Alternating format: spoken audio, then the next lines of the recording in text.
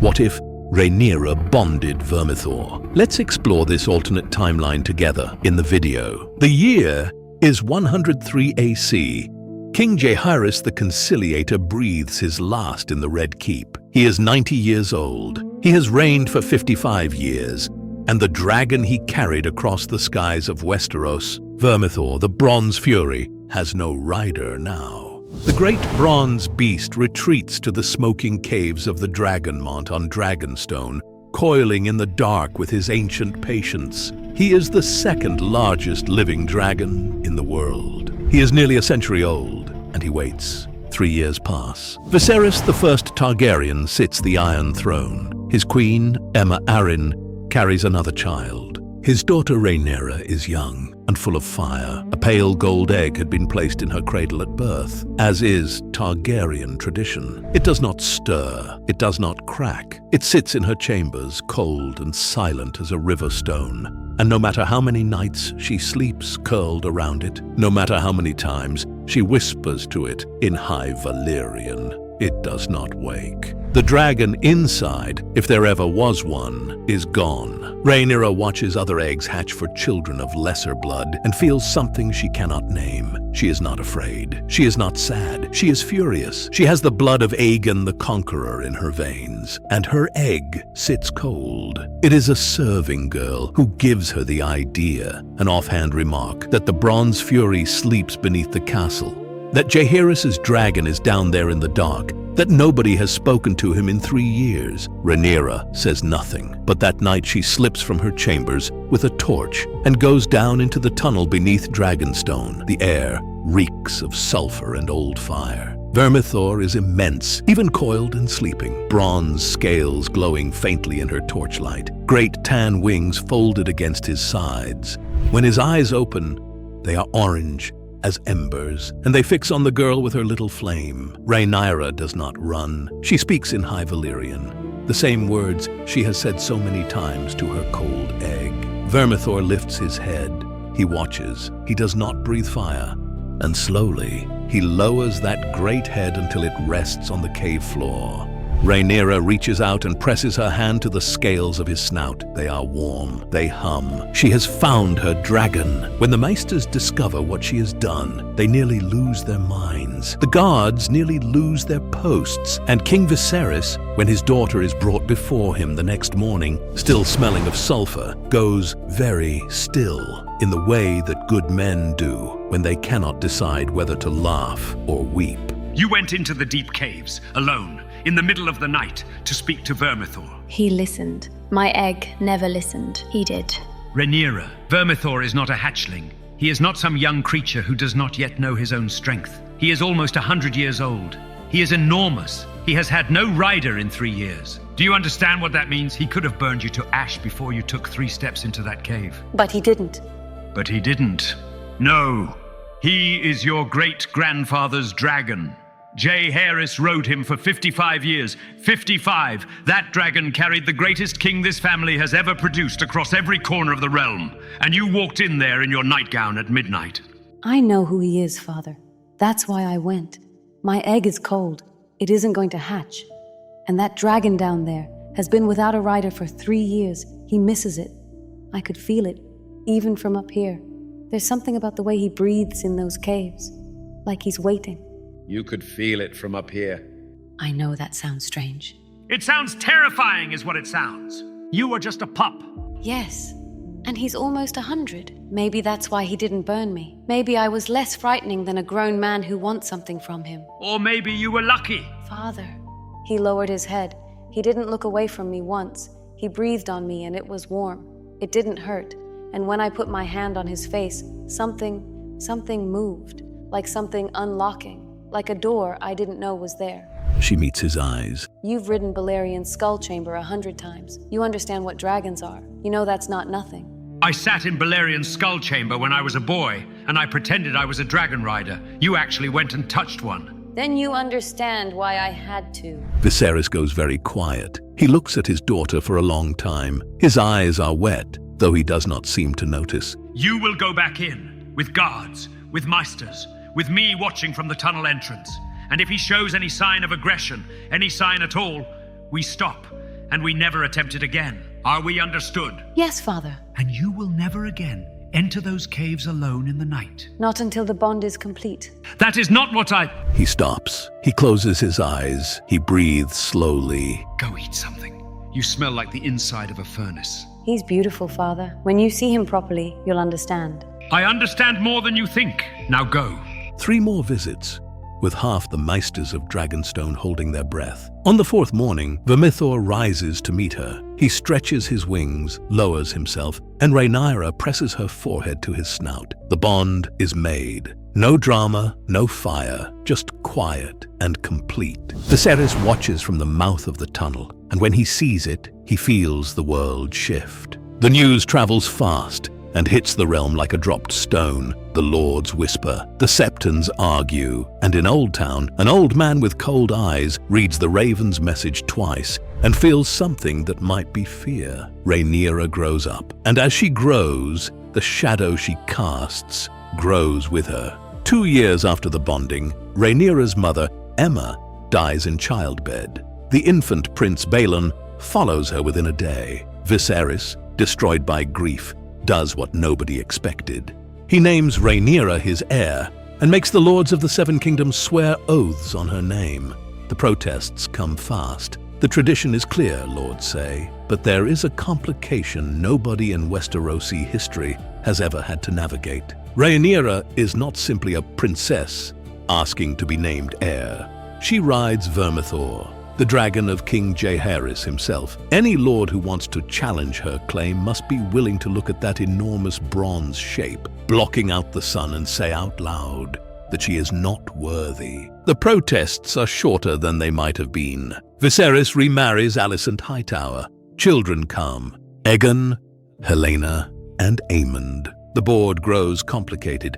The rift between Rhaenyra and Alicent is slow. The way cracks in stone are slow. Otto Hightower presses the case for his grandchildren in quiet rooms and loud ones. Lords begin choosing sides. Then Daemon comes back. The rogue prince returns from the Stepstones on Caraxes, his blood worm, lean and red and vicious. In the yard at Dragonstone, the 2 dragons meet. Caraxes and Vermithor regard each other across the stones. Caraxes is fast and ferocious. Vermithor is vast and ancient, and vast again, and then vast some more. There is a long moment, and then Caraxes lowers his head. Daemon looks at his niece. She is an adult now, silver-haired and straight-backed, riding the 2nd largest dragon alive, and something shifts in his face. He had expected to come back and find a girl. He finds something else. The last time I saw you, you were barely tall enough to saddle a pony. The last time I saw you, you were standing in the throne room with Father's crown in your hands. People are still arguing about what you intended to do with it. I was keeping it warm. Of course you were. You've grown, niece, and you have grown very large company. He glances up at Vermithor on the castle walls, bronze scales catching the afternoon light. Even from a distance, the dragon is absurdly immense. His jaw is tight for just a moment before he recovers. I've flown Caraxes over half the known world. I've never seen anything that size that isn't a mountain. He's not that much larger than Vargar. He is absolutely that much larger than Vhagar. He's not larger. They're nearly equal in size. Vhagar has him in length, but he has more weight. It's like arguing over which castle is taller when they're both enormous. When did you start speaking of him so clinically, like you're comparing grain shipments? When I realized that the size of my dragon is the first thing every man in this realm calculates when he looks at me, I might as well know the numbers precisely. She looks at him steadily. You've been gone for years, Daemon. What did you come back for? To see my brother, and to see what his daughter has become. From the reports I've received, both things are worth seeing, though for different reasons. Viserys I shall visit tomorrow when he is rested from court. Tonight I want to know about you. How long have you been flying him? Since I was 9. The first real flight, not just pacing in the yard, but actually flying over the sea. I was 9. I was sick for 3 days afterward from the wind and the cold and the sheer size of how he moves. And now? Now, I fly him every morning before court. There's nobody awake at that hour to make political calculations about it. What's it like? Compared to smaller mounts? He doesn't dart. He doesn't wheel the way Caraxes does, I've heard. Quick and sudden. Vermithor is like moving a weather system. When he opens his wings fully and catches the wind, it's like the sky itself is helping him. And when he breathes fire, the air turns bronze for a moment, like copper in sunlight. She pauses. I used to wonder, when I was small, whether he missed Jaehaerys, whether dragons grieve. He was his rider for 55 years. I came after 3 years of darkness and cold caves. Do you think he missed him? I think he was waiting, not grieving exactly, just holding still, the way old things hold still when they're not needed. And then I came in, and something woke up. She shrugs one shoulder. Or I'm a girl who talks too much about her dragon. You're a girl who understands her dragon. That's different. That's everything, in fact. He looks at her seriously. Jaehaerys and Vermithor won the Dornish War without fighting it. Do you know that? He flew him down to Cape Wrath, and the Dornish fleet looked up at him and turned around. 55 years of peace because nobody wanted to fight a man on that animal. I want you to think about that. I think about it constantly. Good, because your father grows older, and the court grows uglier, and the question of who sits that throne after him is being asked in every great house in Westeros. And your best answer, your clearest, loudest, most irrefutable answer, is sitting on that wall right now, looking bored. He's not bored. He's digesting. He ate a bull this morning. The entire bull? He's a very large dragon, Uncle. Daemon stares at her, and then he laughs. A genuine thing. Not his usual sharp, sardonic bark. A real laugh. She smiles with him. Your father made the right choice. He usually does. He just doesn't always enforce it. That's the part I worry about. The years continue their slow work. Viserys grows sicker. His hands tremble. His face thins. Those who watch him closely understand that the question is no longer if, but when. Both sides begin to prepare. Rhaenyra watches her father diminish and feels something break quietly inside her. She has learned, over years of being a woman in a court full of men who would prefer she did not exist, that showing what you feel is giving away what you have. But late one evening, she finds her father by a window, looking out over the city, and she sits with him. And for a while, they don't say anything at all. How are your hands today? Better than yesterday. Worse than I'd like. He flexes his damaged fingers slowly. The Grand Maester recommends milk of the poppy. I've told him I'll sleep when I'm dead. Until then, I'd like to be present for my own reign. That sounds like you. It sounds like stubbornness, which is also like me, yes. He glances at her sidelong. You've been flying again. I heard him this morning before dawn. Even from inside these walls, you can feel it when he moves. The stones vibrate. I didn't know you could feel that. I have felt it every morning for 12 years, since you first started taking him over the sea. It is my favorite sound in the world, if you want to know the truth. Better than any music they play at court. I lie there before I have to get up, and I listen to it and I think, she's out there. My daughter and that dragon, and whatever else is wrong with everything else, that is right. Father? Don't! I'm not looking for comfort. I'm telling you what's true. He is quiet a moment. What does the city look like from up there? Tell me. Small. Everything looks small from Vermithor's back. The Red Keep is just a cluster of towers and walls. The harbor is a silver thread. You can see the whole city at once, all of it together, which you can't do from anywhere on the ground. And then beyond the walls, the fields and the roads, all the way to the horizon. She pauses. Beautiful and terrifying, because you understand from up there exactly how fragile all of it is. You look down at all those little rooftops and all those little lives, and you understand that one wrong decision, one bad harvest, one war that goes the wrong way, and all of it changes. The small folk have no say in any of it, and you are the one on the dragon. Yes, that's the weight of it. That's what most kings never understand. They see the dragon and think about the power. They don't see what you're describing. Father, tell me truly, do you think they'll accept it after you're gone? The lords, do you think they'll hold to what they swore? Some will, some won't.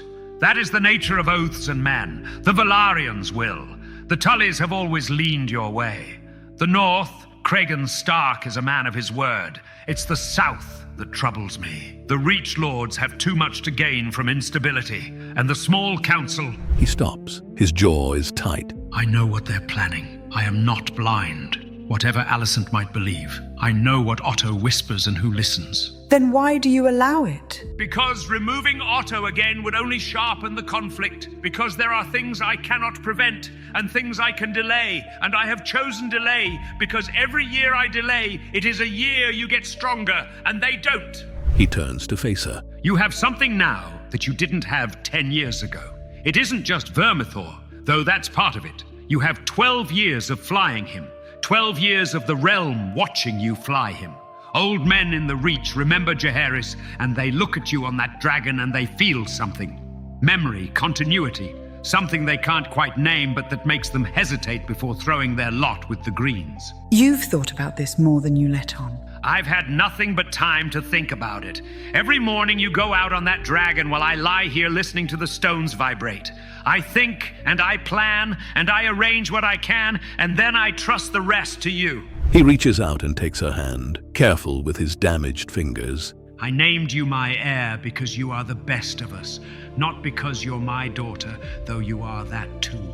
Because you are wise when you choose to be, and fierce when you must be, and because you walked into a cave alone when you were 6 years old to speak to a dragon who could have killed you, and you were right that it wouldn't. That kind of judgment does not come along often in this family. I was also 6. Part of it was just not knowing any better. No, even at 6 you knew. You knew it was dangerous, and you went anyway because you also knew it was right. That's the thing. That's always been the thing with you. He squeezes her hand gently. Do you know what I thought the morning you bonded with him? When he lowered his head and you pressed your forehead to his face? I thought of Jaehaerys. I thought the old man would have approved of this. The greatest king we ever had would have looked at my daughter on his dragon, and he would have nodded and said, yes, that's right.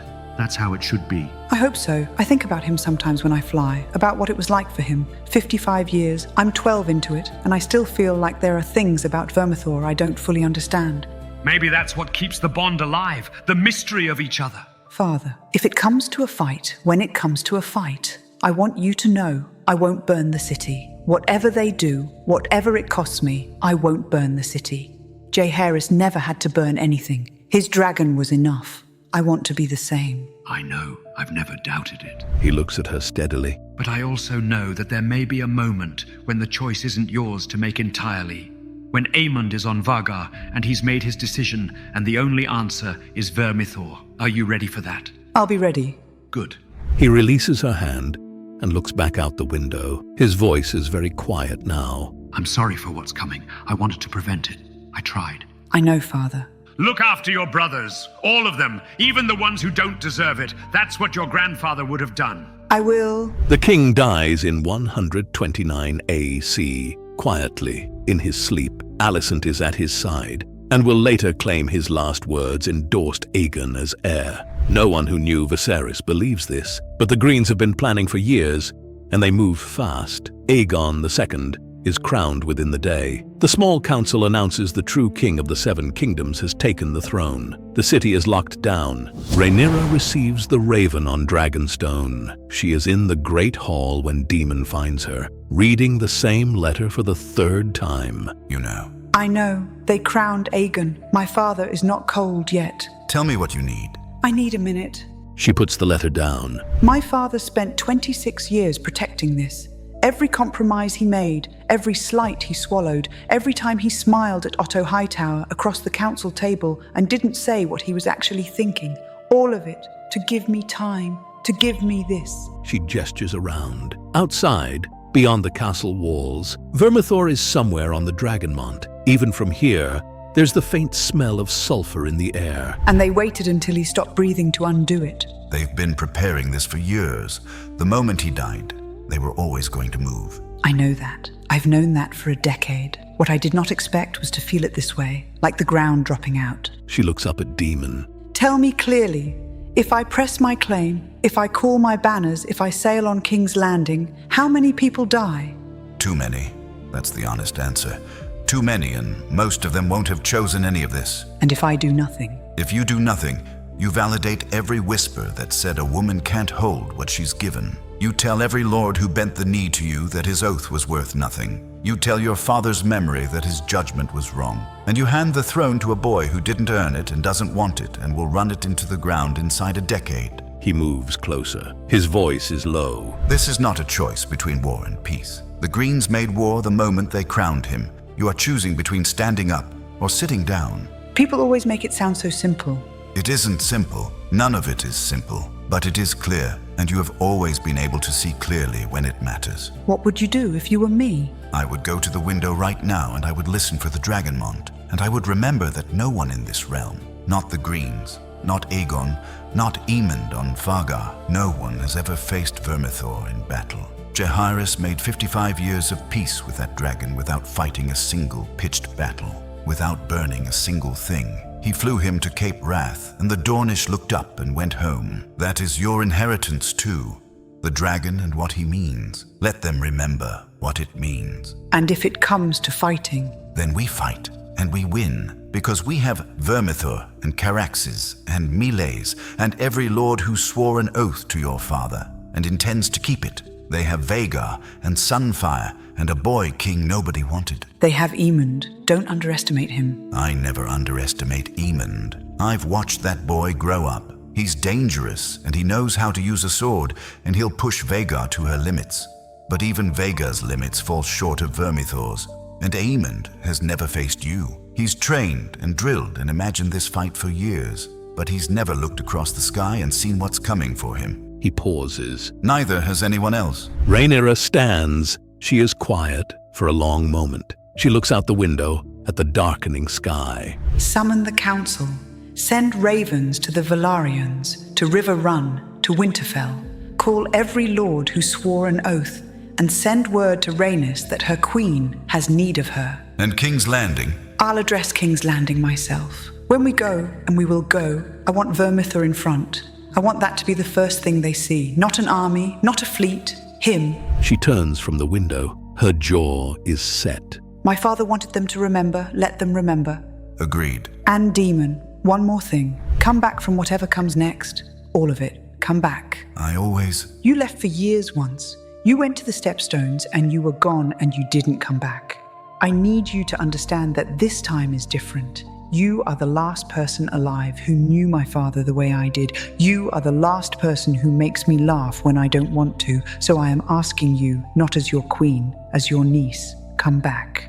Daemon is quiet. When he speaks, his voice has lost its edge. He used to speed up when he told the story of you bonding with Vermithor. Did you know that? He'd be going at his normal pace, and then he'd get to the part where the dragon lowered his head, and suddenly he was talking twice as fast, like he couldn't get the words out quickly enough. Every time, for 20 years. He meets her eyes. I'll come back. The realm splits along lines that have always been there. The Blacks rally swiftly. The Valyrians bring their fleet. The Tullys send men and grain.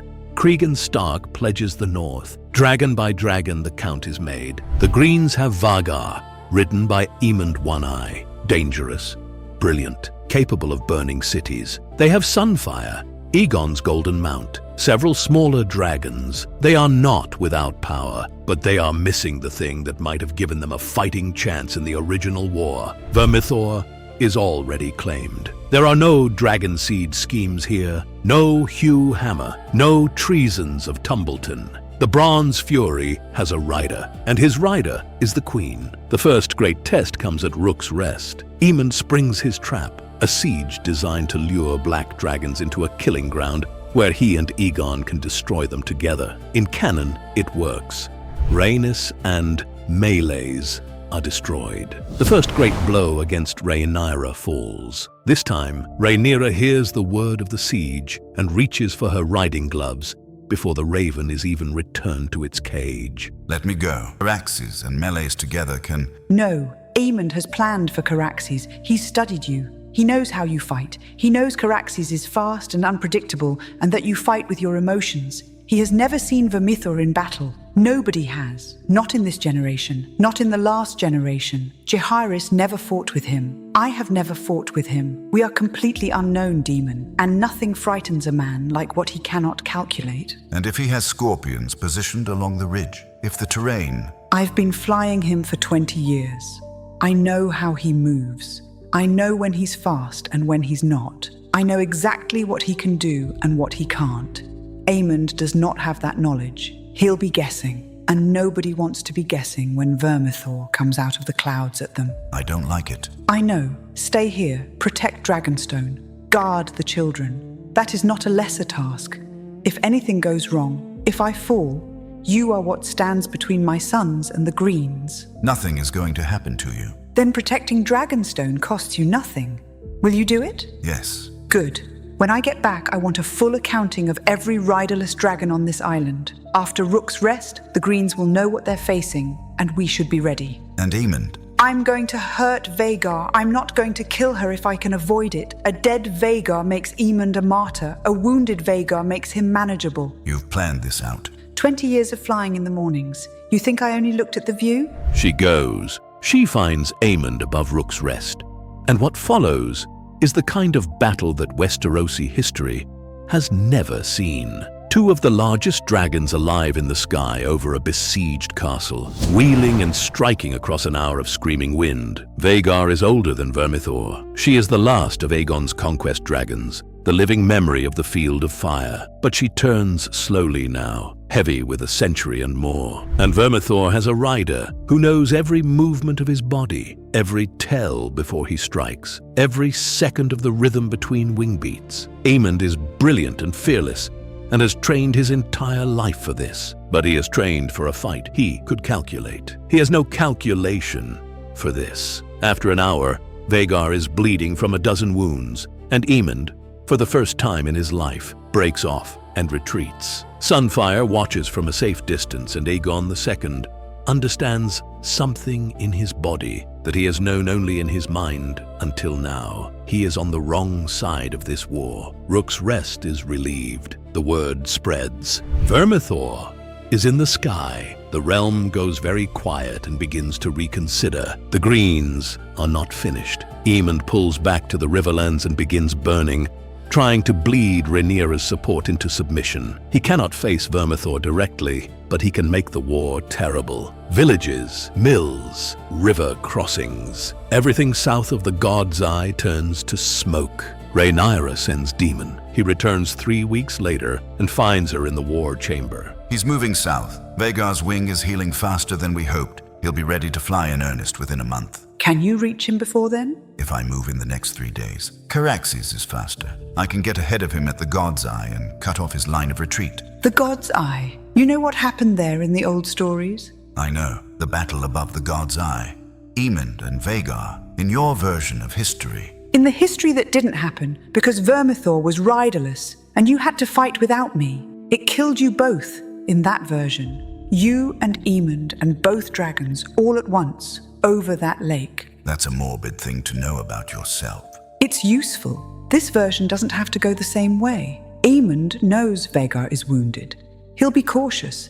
He won't want a prolonged fight. If you push early and push hard, he'll look for an exit. You want me to drive him south, rather than destroy him? I want you to hurt him enough that he retreats to King's Landing, where we can deal with him properly. A dead Aemond on a dead Vhagar is a story the Greens can use for 100 years. A living Aemond who ran from Caraxes is a different story.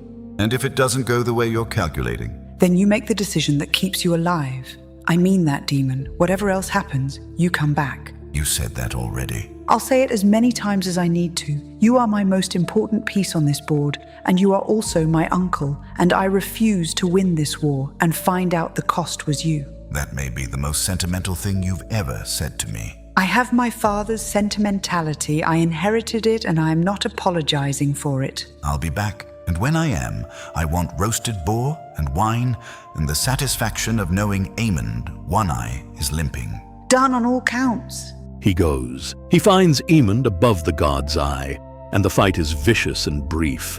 Caraxes, faster and smaller and angrier, hammers at Vhagar before she can fully press her size advantage. Aemond, knowing his dragon isn't fully healed, makes the calculation Rhaenyra predicted and breaks south. Caraxes is torn and will need weeks to recover. Daemon is alive. His raven says only, "Done, heading home. Tell no one." Caraxes is sulking. Without Vhagar in the field, the Greens collapse. Aegon II, Sunfire's wing clipped in a separate skirmish, falls back to the Red Keep. The city watches and waits. Rhaenyra flies Vermithor to King's Landing at the head of the Black Fleet in the grey morning hours, before the city is fully awake. She doesn't send heralds. She doesn't announce herself. She simply appears, bronze against the pale sky, circling slowly over the Red Keep and the harbor and the streets below. The Bronze Fury's shadow falls over the rooftops. The city watches from walls and windows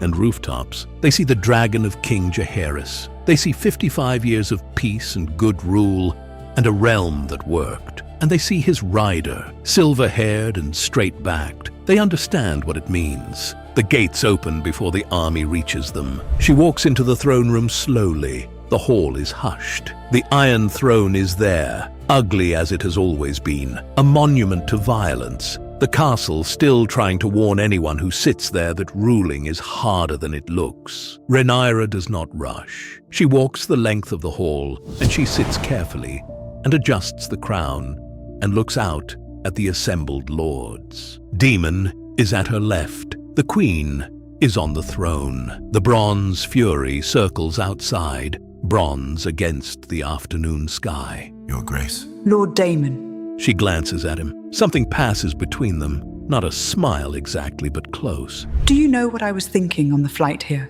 On Vermithor, over the Blackwater? Tell me. I was thinking about what Father said. That Jaehaerys would have approved. That the old man would have looked at me on his dragon and nodded. She looks out at the hall. I hope that's true. I hope wherever he is, he can feel it. His dragon, carrying his granddaughter's daughter home. I think he'd have been furious that it was necessary at all, and very pleased at how you handled it. That sounds like what Father would have said too. Your father and the old king were more alike than either of them ever admitted. He straightens up. Your small council will want your first instructions by evening. The Reach Lords are waiting to see which way this goes. The errand girl has already sent 3 ravens. Tell the council to convene at the second bell. Tell the Reach Lords that their queen is merciful to those who arrive promptly and remembers well those who don't. And tell them... She stops. She looks around the hall, at the banners, the torches, the skulls of dead dragons on the walls. Tell them Vermithor is roosting in the dragon pit and is very well fed, so there is no need to be nervous. That is perhaps not the diplomatic framing. It is absolutely the diplomatic framing. They'll laugh and then they'll stop being nervous and then they'll be useful. My father taught me that. She settles back in the throne. A loose shard of metal catches her arm, the throne drawing its first blood from its new ruler, as it always does. She does not flinch. Now, there is a great deal of work to do and very little of the day left. Let's begin. That's my view of this alternate timeline. Westeros is a land filled with exciting stories and endless possibilities, and we are here to uncover them with you. If you want to accompany us on this journey across the 7 kingdoms and beyond, then please like, share, and subscribe to our channel.